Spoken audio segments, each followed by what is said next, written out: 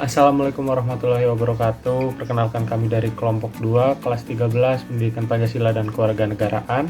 Dan di video kali ini kami akan membahas mengenai paper kami yang berjudul Tradisi Peringatan Maulid Nabi Keraton Kasepuhan Cirebon dalam kondisi pandemi COVID-19. Pada video kali ini kami akan membahas beberapa poin penting dari paper kami, diantaranya adalah tradisi peringatan Maulid Nabi itu sendiri dan bagaimana tradisi tersebut masuk ke Indonesia, lalu mengenai budaya kekeratonan dan akulturasi terhadap budaya Islam, lalu mengenai kondisi pandemi COVID-19 di Indonesia, dan bagaimana urgensi perayaan Maulid Nabi di Keraton Kasepuhan Cirebon di tengah kondisi pandemi COVID-19. Metode yang kami gunakan dalam paper ini adalah metode survei yang menggunakan instrumen angket atau kuesioner menggunakan platform Google Form. Selain itu, kami juga melakukan studi pustaka dengan mengkaji beberapa jurnal terkait hari raya keagamaan Maulid Nabi serta tradisi yang bersangkutan serta keterkaitannya dengan pandemi yang sedang terjadi saat ini. Kata Maulid itu sendiri dalam bahasa Arab secara etimologi berasal dari kata walada yalidu wiladan yang berarti kelahiran, yang dalam hal ini maksud adalah kelahiran Nabi Muhammad. Dalam sejarah, ada beberapa teori yang mengungkapkan asal-usul tradisi ini. Salah satunya adalah teori yang menyebutkan bahwa pada tahun 630 Hijriah, Khalifah Mudaffar Abu Said mengadakan perayaan Nabi Muhammad yang dilatar belakangi agresi Kekaisaran Mongolia yang bertujuan untuk meningkatkan semangat umat muslim dalam perang waktu itu. Di Indonesia sendiri, perayaan Maulid Nabi sekarang sudah menjadi hari besar dan hari libur nasional. Di Jawa, perayaan Maulid Nabi bisa dikatakan mendapat pengaruh yang besar dari Wali Songo.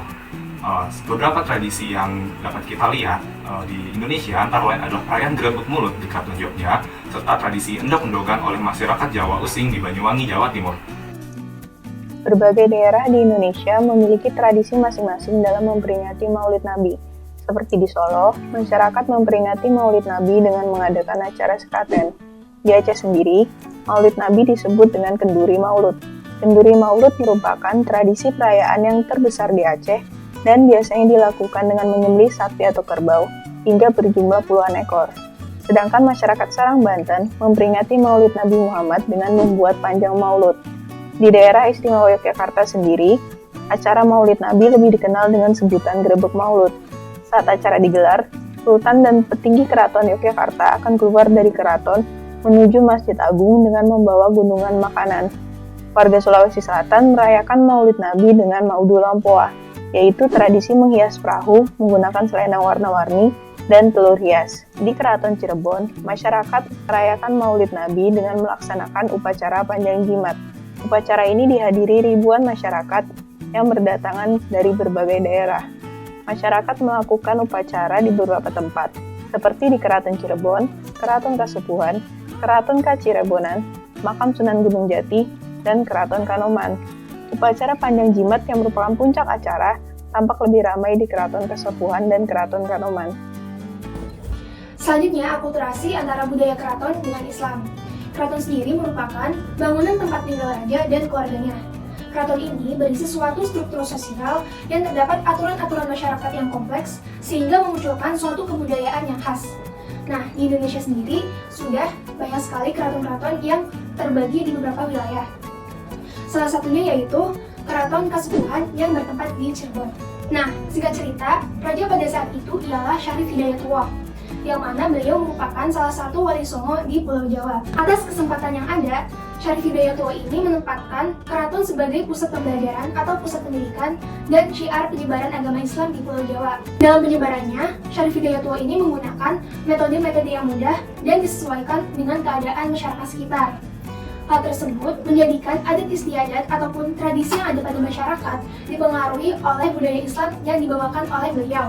Namun, walaupun adanya pengaruh budaya Islam ini tidak menghilangkan identitas kebudayaan pada masyarakat tersebut. Itulah yang menjadikan adanya akulturasi antara budaya keraton dengan budaya Islam yang dibawakan oleh Wali Songo.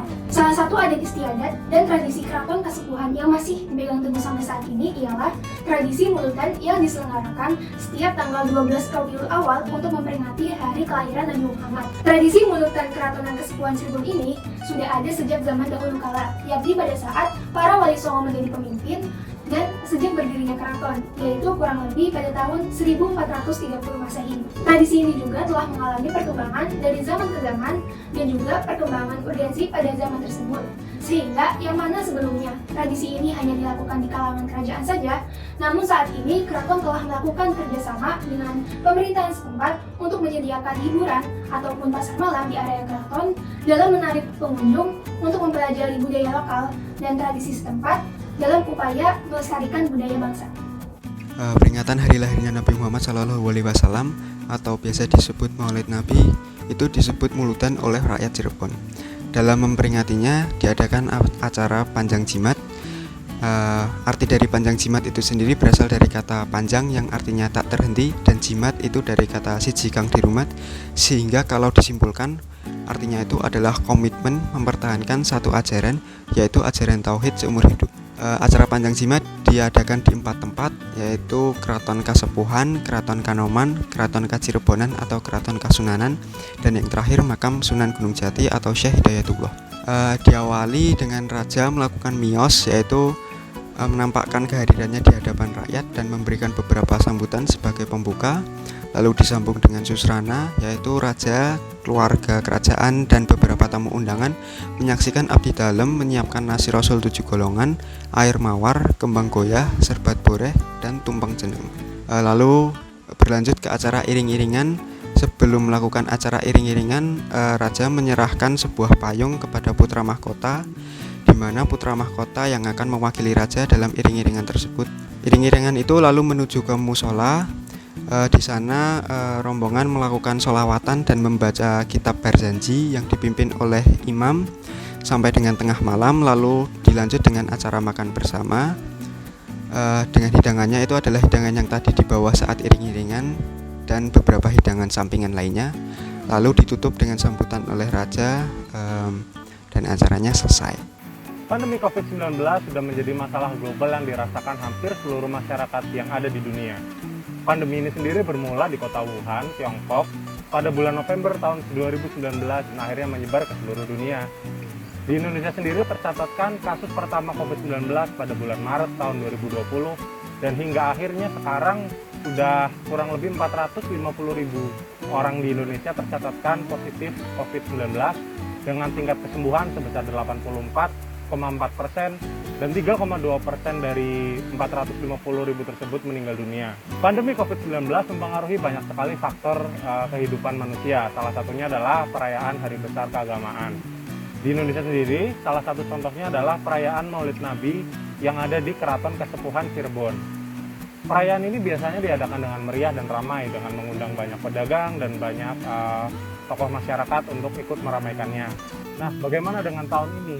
Menurut Sultan Kasepuhan Cirebon Lukman Zulkaedin, perayaan Maulid Nabi pada tahun 2020 akan tetap dilaksanakan. Namun dengan menerapkan berbagai pembatasan dan juga protokol kesehatan yang ketat. Salah satu contohnya adalah menggunakan masker, membatasi jumlah pedagang, dan juga menerapkan kebiasaan untuk cuci tangan.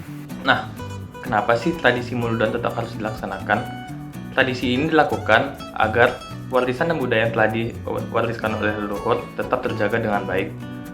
Baik ada atau tidak adanya pandemi COVID-19, tradisi ini juga dapat dijadikan sebagai wadah untuk menyambung silaturahmi, untuk berziarah, dan untuk dijadikan sebagai tempat berdoa dan berzikir dan sholat bersama, terutama berdoa untuk pandemi COVID-19 ini cepat berakhir.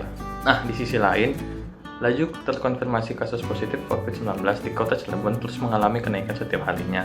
Dengan mempertimbangkan hal ini, kegiatan keagamaan seperti perayaan Maulid Nabi Muhammad SAW dapat diganti dengan kegiatan yang dilakukan di rumah bersama keluarga dan orang-orang terdekat, seperti memperbanyak zikir, memperbanyak sholawat, berdoa, dan memperbanyak ilmu agama untuk meneladani sikap dan sifat Nabi Muhammad SAW dan diimplementasikan dalam kehidupan sehari-hari. Bersamaan dengan ini, kami telah melakukan survei dengan responden kurang lebih 60 orang dengan mempertanyakan beberapa pertanyaan yang berhubungan dengan pandemi COVID-19 dan kegiatan keagamaan di Indonesia. Mayoritas responden tinggal di daerah dengan kondisi COVID yang terbilang darurat, di mana sudah ada orang di sekitarnya seperti saudara atau tetangga yang positif terjangkit virus COVID-19.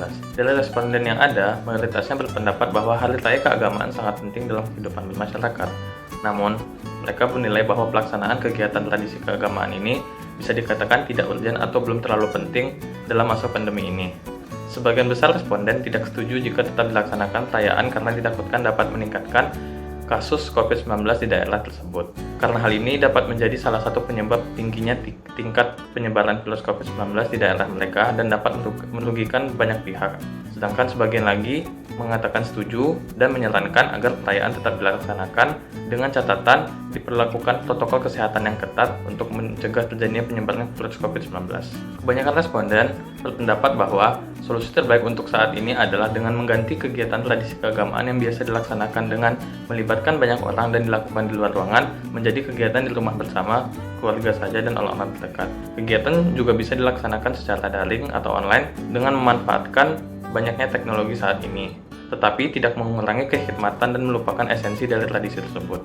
Apabila kita mau menerima perubahan sementara ini dan mencari cara tetap melaksanakan kegiatan keagamaan dengan semangat yang sama, pasti kita tetap mendapatkan hikmat yang sama atau bahkan lebih dari Sang Pencipta, dan pasti nanti ketika pandemi sudah berakhir kita bisa kembali ke kegiatan seperti sebelumnya. Pelaksanaan suatu tradisi untuk melestarikan budaya dan warisan leluhur serta menghormati agama merupakan hal yang penting. Akan tetapi, dengan mempertimbangkan kondisi pandemi sepertinya saat ini, tidak disarankan untuk menyelenggarakan suatu kegiatan yang melibatkan banyak orang, karena hal tersebut dapat meningkatkan penyebaran virus COVID-19. Maka protokol kesehatan sangat penting untuk dilaksanakan dan dipatuhi. Oleh sebab itu, penyelenggaraan perayaan Maulid Nabi dalam kondisi pandemi dan kegiatan-kegiatannya harus mempertimbangkan dan menyesuaikan akibat urgensi kesehatan yang merupakan perhatian utama di Indonesia. Dari paper ini, kami sebagai penulis menarik kesimpulan bahwa perayaan Maulid Nabi merupakan peringatan hari kelahiran Nabi Muhammad yang telah menjadi tradisi di Indonesia. Umumnya pelaksanaannya melibatkan banyak orang dan berpotensi menimbulkan kerumunan. Oleh sebab itu, di masa pandemi, perayaan Maulid Nabi perlulah dipertimbangkan mengingat keselamatan dan kesehatan orang banyak.